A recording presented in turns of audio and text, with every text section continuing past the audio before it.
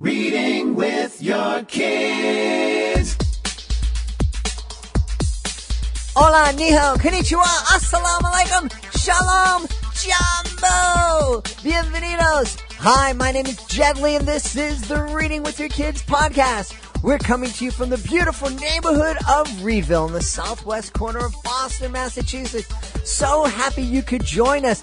I think this is absolutely one of the best episodes of the Reading with Your Kids podcast. Our guest today is not an author. She is a teacher. She is passionate about inspiring kids to develop a love of learning and reading. Her name is Julia Guthrie.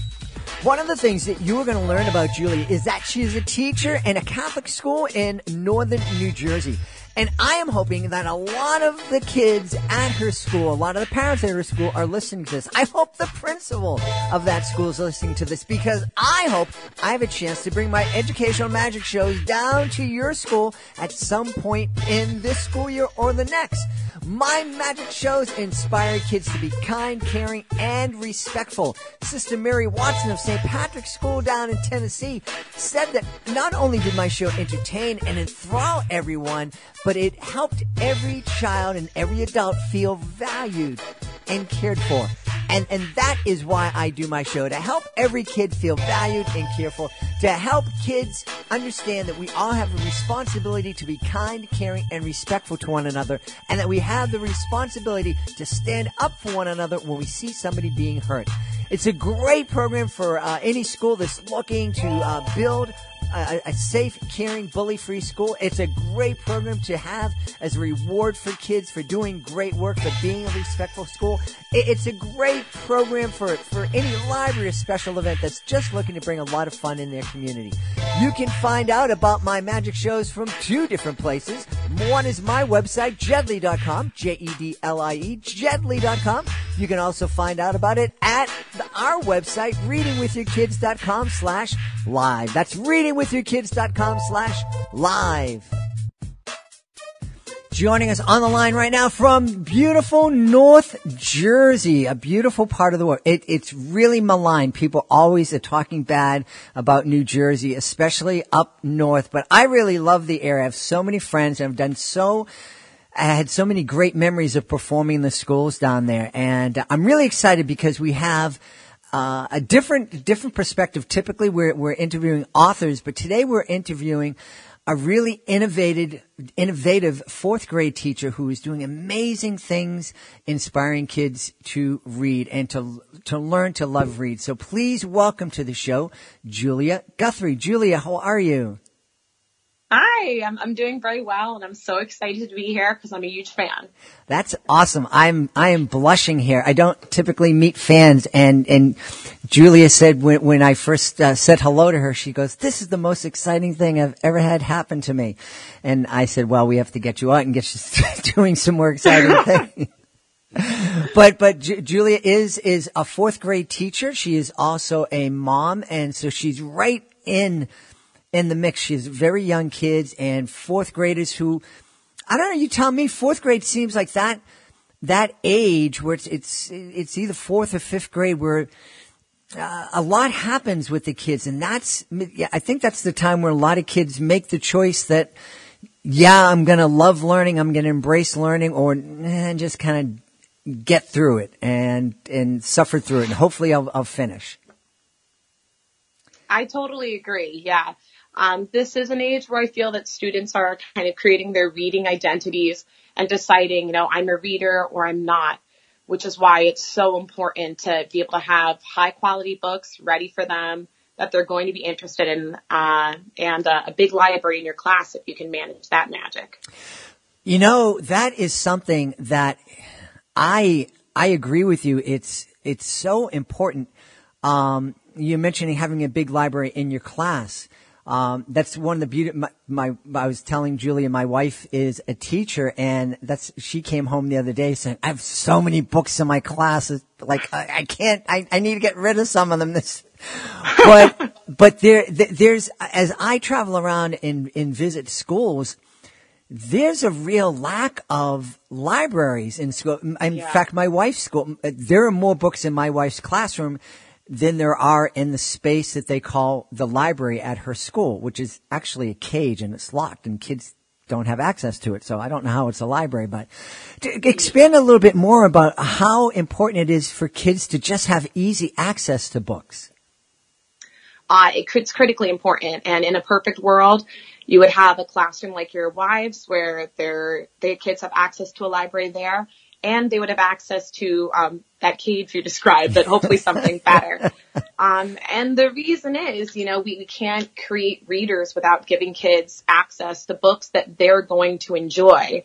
I remember when I first started teaching, I had a very limited classroom library because I had moved to 4th grade, so I only had what the school had provided. Mm-hmm. I think I'd gotten hired maybe a month before I started. And that year, I really had a difficult time connecting to as many readers as I could, been able to connect to subsequently. Mm-hmm. And it's because of the amount of books we had. There are other factors too, but if I have students who are into graphic novels, I have to have graphic novels for them. If I have a student who's gotten really excited about a series, I want to be able to have the next part of that series for them. If I have a student who's super into nonfiction, I better have the newest, greatest, grossest nonfiction book. At least that's what my kids are into, the gross nonfiction. Yes. We have a guest on. I call her the queen it slipped my mind, the queen of gross STEM or something like that. But Heather Montgomery, she writes great STEM books about roadkill and nasty stuff that's what we want to read about too. That's it. They love books. Their favorite one right now is a book about poison in the olden times. They're obsessed with it. They're strange children, but I have that book for them, so they'll read it. Well, it really is true. I was speaking to somebody, not too long ago about, required reading. And especially in high school. And I remember, there were a lot of books that I had to read for high school. And I don't remember any of them that I liked. And I don't remember anybody telling me why it was important for me to read this book. It was more just like an exercise. You got to lift this many weights. You got to read these words in this book. Talk a little bit more about it, if you can, about that, giving kids what they want. Sure, you want them to love the classics, but if it's not relating to kids, they're not going to have a love of reading. That's the way I kind of figure it. Yeah, absolutely. So I guess that's where the place I come from as an educator. Am I educating kids to be able to take a test about reading, or am I trying to create lifelong readers?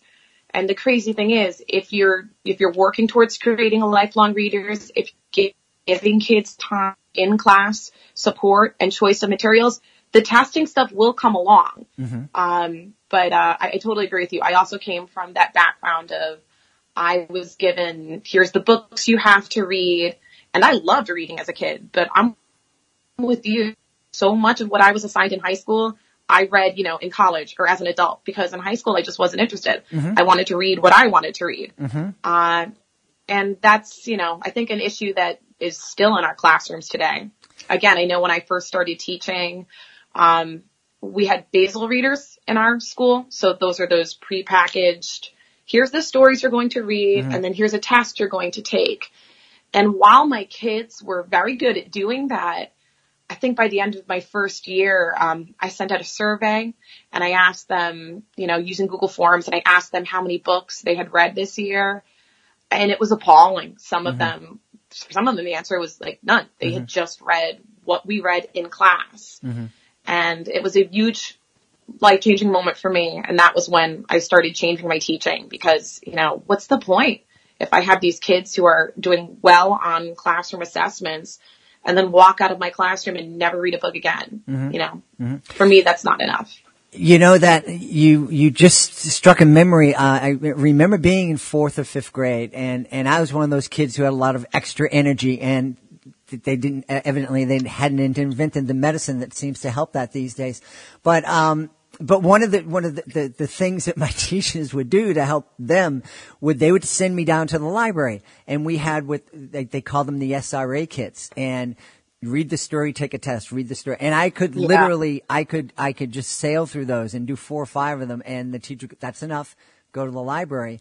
I couldn't tell you a thing about any of those books, but in the library, I found this great series, the Todd Moran Adventures, about this kid who was on sailing ships and, and stowaway. And man, I remember it's almost 100 years ago, and I still remember those books. And no one ever talked to me about none of the teachers ever asked me about those books. It was these tests and these little things, but no one, kind of dug into that. Gee, this kid is into this thing right now. Let's take advantage of that. Yeah. I think that's sadly true of a lot of classrooms today. Now you are not in a public school. You're in a Catholic school.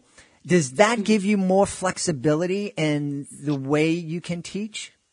I think it's probably similar to most public schools, where it's the administration that really gives me that flexibility. I'm very blessed to have a wonderful principal who really trusts my judgment. I'm the head of our reading department at our school, so he has always been really supportive of me and my team. And when we talked about moving from these basal readers to a more workshop-based program, he was right there with us.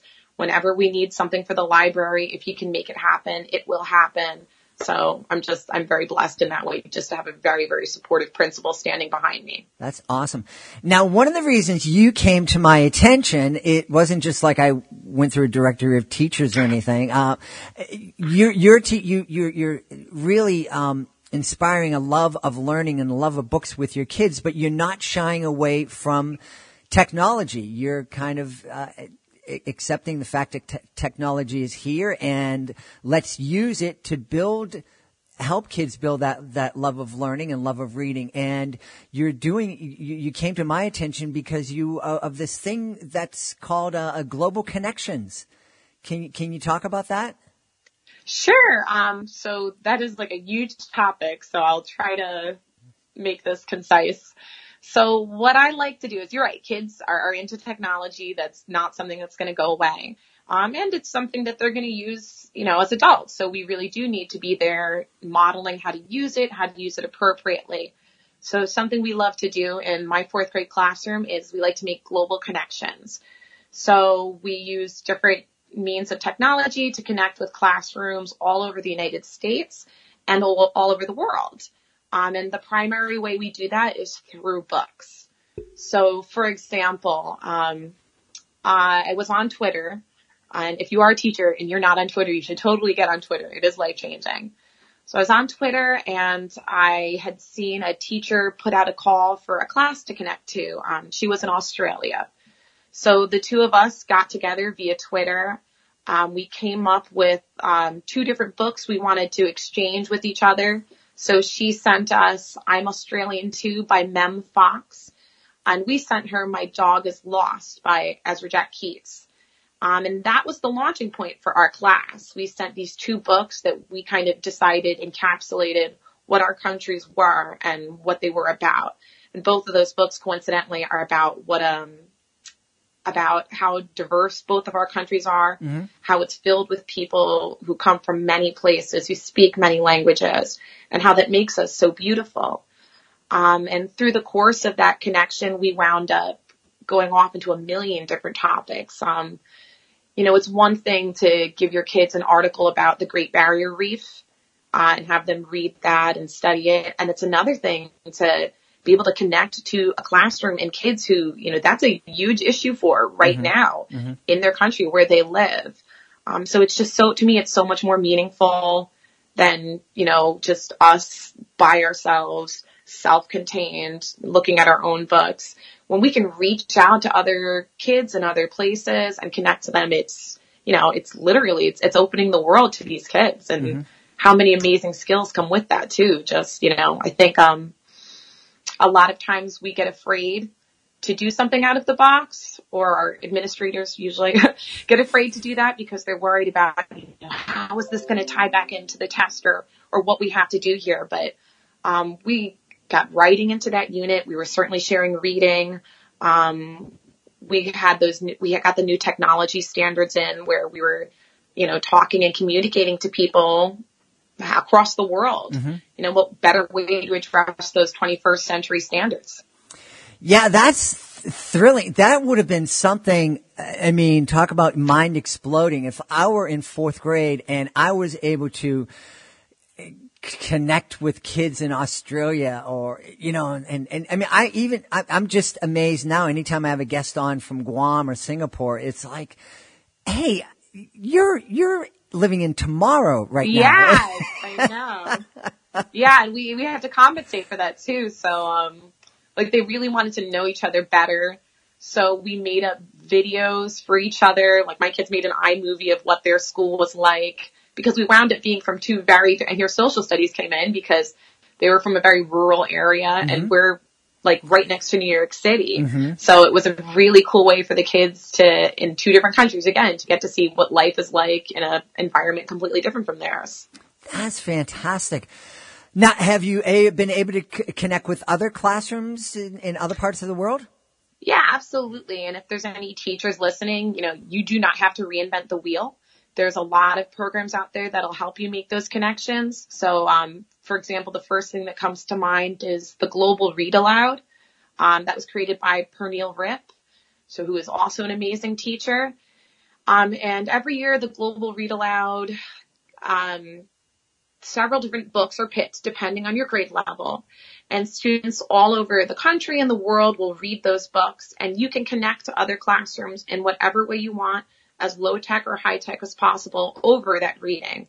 So I've had kids do everything from as simple as, writing a postcard to a student in another state or another country about what their favorite part of the book we were sharing was, to something as high tech as, Skyping, mm-hmm. and doing a mystery Skype where the kids would have maps or atlases in front of them and have to try to figure out by process of elimination where the other school they were talking to was. Oh, which wow. was a real hoot. We loved that. That must be really cool. Just for the kids to have a chance to pull out this thing called a map. There's, I don't think. Yes, what's an atlas? I hear at the beginning of the year. My niece got into my van not too long ago, and she found it, because there's always been one between the seats. So when I'm out on the road, and because that's the only thing I had for a long time, and I didn't give it up when the GPS came in, but she pulls it out and she goes, "What in the world is this?" That's a book of maps. What's a map? I don't know. Yeah, I feel you. Well, that's really, really exciting. Now, have other, I'm just curious because you mentioned that you have this very supportive administration at your school. Are other teachers in your school kind of seeing what you're doing and kind of doing some of the same things? Yeah, I would say our school and in our district, that's definitely a priority for us, and it's where we're moving. A big value that my school holds dear to its heart is servant leadership. Mm-hmm. So not just, being the best, being out there to lead and look good, but being able to serve your world, your community in some way. And so, for example, my district piloted this amazing program right now where we're taking the UN's global goals. So if you're unfamiliar, the UN came up with these things called Sustainable Development Goals. And they have a goal that by a given year, we should be able to be poverty-free, have a cleaner environment, gender equality. So just some ideals to aspire to. So again, our students are taking those global goals, connecting to other students about them, and problem solving, trying to figure out ways that these kids themselves could come up with solutions for certain things. And it's amazing when you give your kids a challenge like that, they will rise to meet it every time. Mm-hmm. So it's really another great way to collaborate with other classrooms and to see, if we have a problem, well, what do you think about this? How could we solve this? Is this realistic? And again, since this is a podcast about reading, whenever we do connect to another school about the global goals, we'll usually pick a book that both classes have read to connect over. So I'm thinking about, we used Christine Ieronymo's book about water when we were connecting about one of the Sustainable Development Goals. It's about water. A Thirst for Home, that's the name of it. The Water Princess by Susan Verde and Peter H. Reynolds. There's a million great books out today that you can incorporate into any unit like this. And it's so rewarding for everybody. Yeah, I'm really excited. You know, and as you were speaking and about using this technology to support reading, but also, you know, one of the things I was joking with somebody not too long ago, when I go into a school, I will typically ask, what issues are your schools dealing with that I can address through my shows? And at a number of middle schools and at every high school I've ever been to, it's always, can you talk to the kids about not sending inappropriate pictures of themselves over the internet? And it's like, okay, and we deal with it. But I'm thinking, you know, maybe one of the reasons kids get themselves in trouble using technology is because they get bored. You know, they have this thing, it's so powerful, but they don't know what to do with it. And maybe if they get into the habit of speaking responsibly and doing projects with kids on the other side of the world and learning how to find real information. And so that now when they fire up their technology, it's not, what am I going to do with this? It's like, oh, I have so much to do. And it's really positive. And, you know, what you're talking about, that's digital citizenship. And those lessons, again, are all built into these units. Before we connect to another class, we talk about the fact that we're representing our school, our town, our state, our community. I mean, sometimes our country. And then we have that conversation about, you know, responsible technology use and, you know, what that looks like. And I think I'm with you. I think that a lot of times kids use technology inappropriately because it's never been modeled for them. Right. You know, we kind of assume, oh, you know, they've been looking at technology all their life. They know what to do. You know, do they? Do they? They're kids. They need the modeling. Absolutely. Well, that child's been watching you drive the car for their whole life. You're just going to hand them a set of keys and let them drive it? What a great analogy. Yeah, absolutely. Absolutely. Well, we've talked about some of the great innovative things that you're doing and about the importance of having easy access to books in classrooms. And I imagine that you would agree that would be important at homes.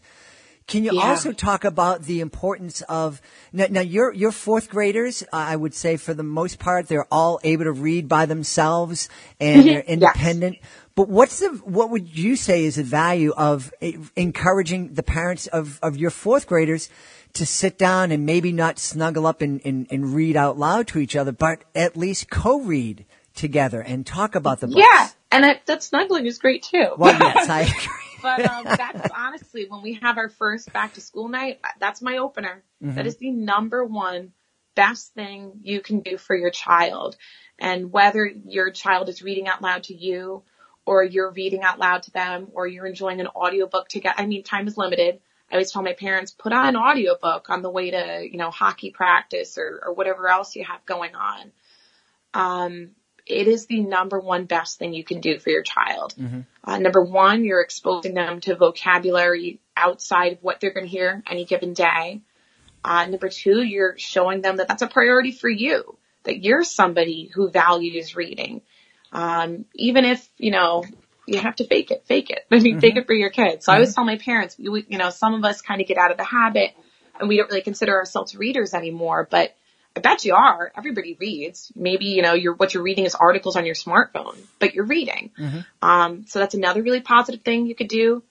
Sharing what you're reading with your kids. Hey, here's something interesting that I read today. What are you reading? But, you know, that time reading aloud at night, aside from all the, you know, the multitude of academic benefits it has, you know, the evidence is in. We know that a child who reads 20 minutes at home per day is going to score in the 90th percentile or above statistically with standardized tests. It's great for you and your relationship with your child. I mean, for me, I have a 4-year-old and a 2-year-old. And I treasure that time at the end of the night. It's my favorite part because the day can be crazy. As with a 4-year-old and a 2-year-old, I'm sure you can imagine, and the night's sometimes pretty things crazy get a little too. hairy, but we always have that nice time at the end of the night where we're getting back together and we're able to connect over a good book. And you can personally teach your child so many things through those read alouds too. So like, for example, my child has just recently, I'm not advocating necessarily reading a chapter book to a 4-year-old, but she just has gotten into this book and she's seen me reading it. Mm-hmm. And the conversations we're having already are so rich. And it's funny because I teach 4th graders and some of the things I'm teaching them, she's just naturally picking up on. So for example, when like something confusing happens in a book and it ends on a cliffhanger, explaining, oh, that's good. That's okay. That's what authors want they want you to be confused. They want you to wonder what's going to happen next. Mm-hmm. So you're able to model all of that great stuff for them. And it's important because to me, the number one thing I see that prevents kids from identifying as a reader, at least when I first meet them, is they'll get confused by regular conventions of books. So for example, that first chapter that's often very mysterious and leaves you with a lot of questions, they'll get confused and they'll assume, I guess I'm just dumb. I don't understand this. I'm going to close the book right now. It's not for me. Whereas if you've been reading aloud with your child, or if you have a great teacher who's been modeling it too, they know that, oh, of course, this is the beginning of a book. I should have questions. And you don't have to be a teacher to like know these fancy skills. Just stopping and asking your child, hey, what are you thinking here? What do you think that character's up to? Ooh, like my daughter, she doesn't have the words to say suspicious, but there was a suspicious character in the book. And she turned to me. She said, do you think that man means what he's saying? I was like, no, I don't think he does. I think you're right. Let's see what happens next. Yeah. So you can do it, parents. You don't have to be a fancy teacher. Well, I've always said here in the podcast that parents are kids' first and most important teacher. And people agree. People will correct me and go, but if they're not good teachers, if they're not teaching them good lessons, and I go, that doesn't matter. I didn't say they were the best teacher. I said they were the most important teacher. Because those lessons that you're teaching, if you're teaching your kid to be a reader by reading, and if you're a parent and you're struggling reading, but you hang in there and you're reading audiobooks and you're reading articles and your kid sees that's a great lesson. If you're not and you're spending all your time wasting time, well, you're teaching that lesson too. And that's the lesson that's going to be sticking with them. So, what is your priority? Yeah. I yes. mean, I know it's hard. Most of us are on our phones, but you're totally right. If you prioritize reading, then they get it's a priority. Yeah, I agree. Absolutely. Well, I want to share with you, a book that you shared some great knowledge and some great books, that we can read with our kids. I want to share with you a book that my kids adored. And it was one that when they were in 4th grade, they wanted they would also oftentimes come back and say, let's snuggle up and you read this to me. It's, I can't wait. The Clown of God by Tommy DePaulo. I love Tommy DePaulo, but I don't know that book. It's probably not one of his better known books, but, I've mentioned that I perform, and initially when I was performing down in Union City in Jersey City, I would wear clown makeup. And so they related to that. And this is a really heartwarming story about a clown who learns that his talents are making a difference in people's lives. Oh, well, I'm putting it on my to-read list right now. Awesome. Listen, I think I could talk to you all day long. I just love this. And even if you weren't a fan, but you just have so much, you have so much knowledge. Now, I know that there was recently an article, about you in the, school library journal. And that's awesome. So people should probably if you Googled school library journal, Julia Guthrie, they'd probably find that. But in the meantime, if folks wanted to, maybe if there are teachers out there who wanted to connect with you and make some global connections with your classroom, or just had some more questions, are there places for them to find you? Yeah, I'm on Twitter. And my Twitter handle is incredibly embarrassing, but I made it before I knew I was going to use it professionally, and now it's too late to go back. So it's cupcake_savant. So you can find me there, or you can probably, I'm sure if you typed in Julia Guthrie, it would pop up too. But there it is. But I would love to connect with you. I gain so much from seeing what's going on in other people's classrooms and hearing what you're reading and what your kids are into. And I share a lot of what my kids are doing too. And they're also pretty awesome. So I would really love to connect. That is wonderful. Well, we've had the pleasure of speaking to cupcake_savant today. Of all the embarrassing Twitter handles you could have come up with earlier in life, this one is pretty good. This is not bad. Mm-hmm. It's not as good when the New Jersey Department of Ed quotes you and puts you in a thing there and has to include that, and you're like, oh no. So professional. Kids, the choices we make with technology are important. They stick with us. Yeah, I'm a living example. We've had such a great time talking to Julia Guthrie, a really, really innovative teacher and a fan of the Reading with Your Kids podcast. Thank you so much for being part of our Reading with Your Kids family, and thank you so much for being part of our show. Oh, thank you for existing and doing all your great work. Please be sure to join us for the next edition of the Reading with Your Kids podcast. Our guest will be another non-author. She's a mom, and she is a driving force behind a really cool blog called What Coco Likes. Her name is Emily Pierce, and you're just going to love her. That's the next episode of the Reading with Your Kids podcast. Hey, if you are an author and you want to be a guest on the podcast, it's fun, it's easy, and it gives you the chance to tell thousands and thousands of people about your fantastic book. All you need to do is go to our website, readingwithyourkids.com, click on the contact button, let us know about your great book. We'll let you know the next easy steps. Hey, we want to thank Julia Guthrie for being here today. Make sure you check out her on Twitter. We also want to thank my producer, Fatima Khan, for everything she does to make the podcast successful. I want to thank my beautiful wife for all the support that she gives me. And, of course, we want to thank you. Thank you so much for taking the time to join us today. And thank you so much for taking the time to make the world a better place, to help your child feel loved. And you do that every time you read with your kids. I'll be looking for the next episode of the Reading with Your Kids podcast.